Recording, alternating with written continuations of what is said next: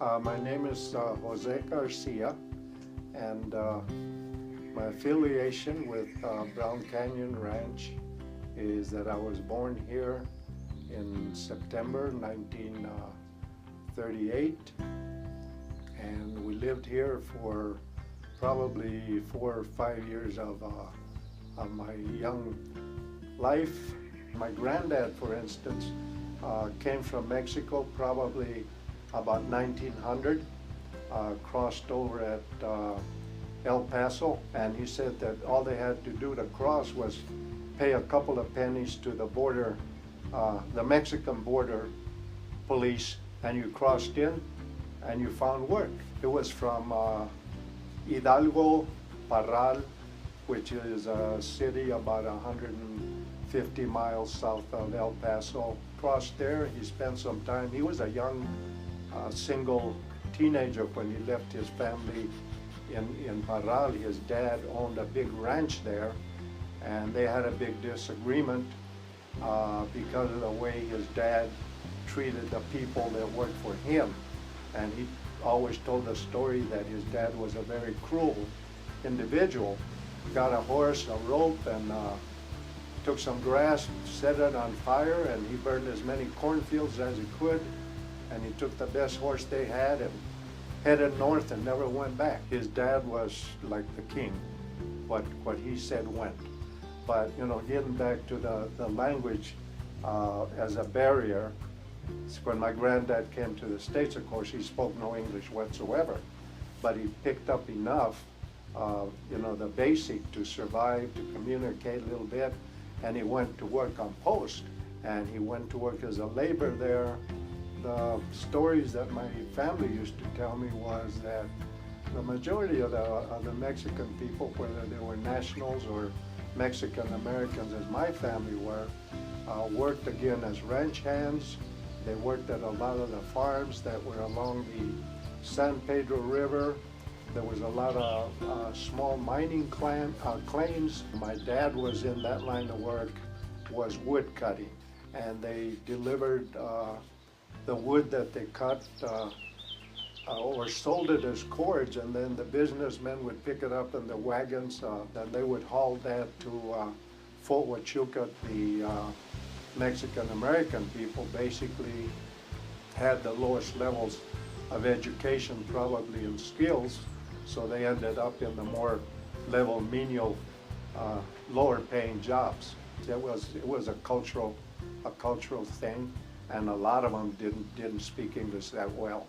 My mom used to claim that some of the business people would take advantage of them and sometimes not give them total credit for when they got paid. There was a very large Mexican-American community through here and in Fry, although then it was called probably Garden Canyon or White City. And in the canyons, most of the people, there were lots. You find in the federal census a lot of Hispanic surnames. But the cultural things have always stayed there. I know that when the families that lived here were a very close-knit community.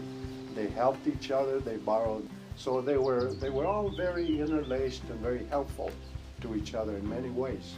The presence of the people, having to live next to them, the culture, using them as workers all the time. I know that Irwin Fry, who was the last of the Frys that owned the Fry community, all of his workers were Mexican American.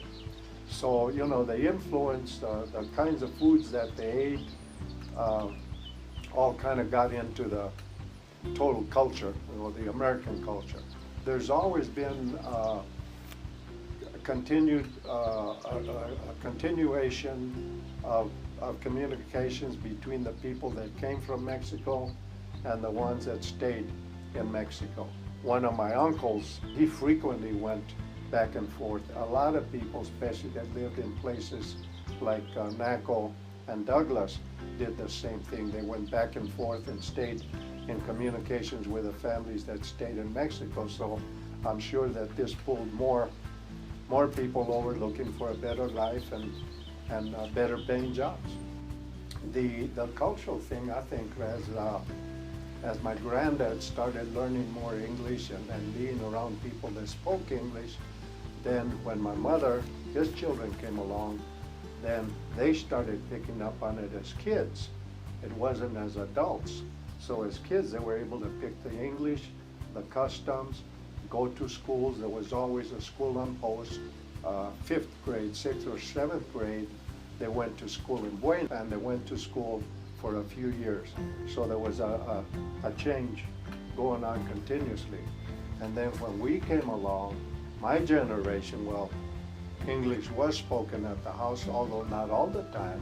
They all learned to speak English. They learned the American culture, the work and ethics and what have you that go with it. So the assimilation has taken place in our families, at least. And I know that they have in many others.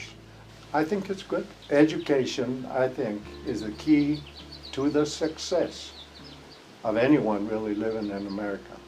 I'd say bicultural is a way of life. I can appreciate, understand, and communicate. You can meld two cultures. I think it's beautiful to be able to appreciate more than just one culture.